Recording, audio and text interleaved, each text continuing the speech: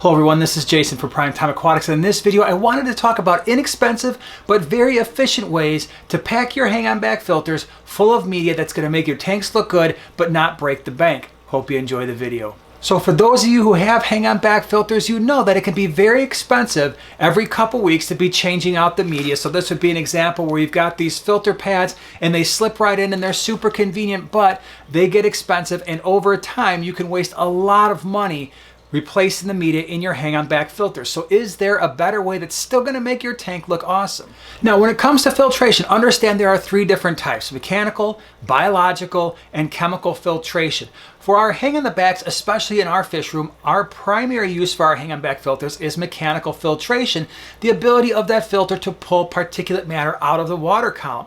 All filtration is going to do biological. That means you've got microbes in the media that is accomplishing the nitrification process, ammonia to nitrite, nitrite to nitrate. Now, again, for the hang-on back filters, those are the two primary things that we're concerned about. The chemical filtration, the ability to use chemical media to pull certain chemicals out of the water column, in my opinion, of the three, are by far the least important of the three things that we've talked about. Now, when it comes to hang-on back filters, again, we want to accomplish two things. We want the biological filtration and the mechanical filtration. The biological filtration is not just accomplished by the filter itself. Every surface in your fish tank, as long as it has exposure to water flow and adequate oxygen concentrations, are going to supply the surface that your bacteria need to accomplish the nitrification process. In addition to that, the surfaces in your filter will also do the same. Now, we have found in our fish room, using two types of media will accomplish both of those tasks really, really well. The first thing, you want to have some type of filter floss. Now, we've got this filter floss here. We cut it out from a much larger roll. I will put an Amazon affiliate link down to bulk filter floss so that you can take a look at that. But you basically just cut this stuff out, and this is going to accomplish a lot of the mechanical filtration. It's going to trap a lot of the particulate matter that would normally be in your fish tank in the filter floss.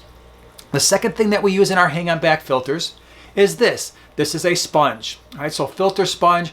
Now, you can get this in different types of porosities, from all the way from fine to a larger pore size, but this is pretty much what we would use. Again, I'll put affiliate links down in the description below, but these are the only two things I feel we need in our hang-on-the-back filters. Now, some people will put biomedia and filter bags in their hang-on back filters.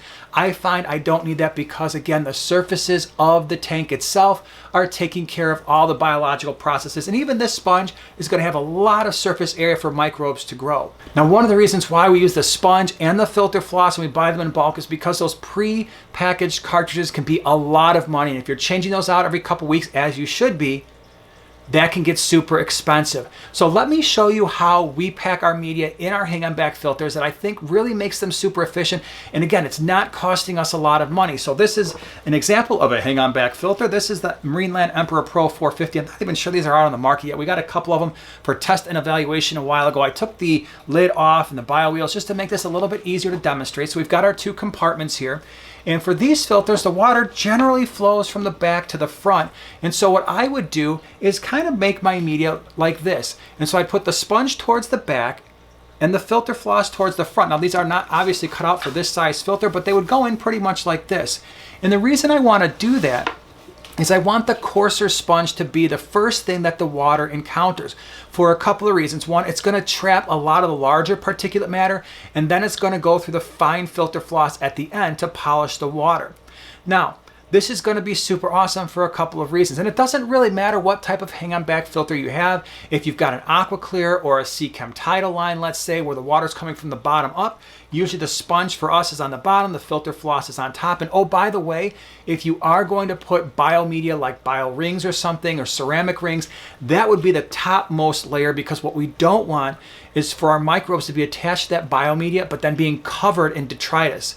And the reason we don't want that is once the detritus is covering the surfaces of those bio rings, the microbes die. They don't get the oxygen they need, and then they die off. And then you're really defeating the purpose of having that biomedia in the filter. So if you're going to use bio rings, make that be the very last thing that the water touches before it leaves the filter.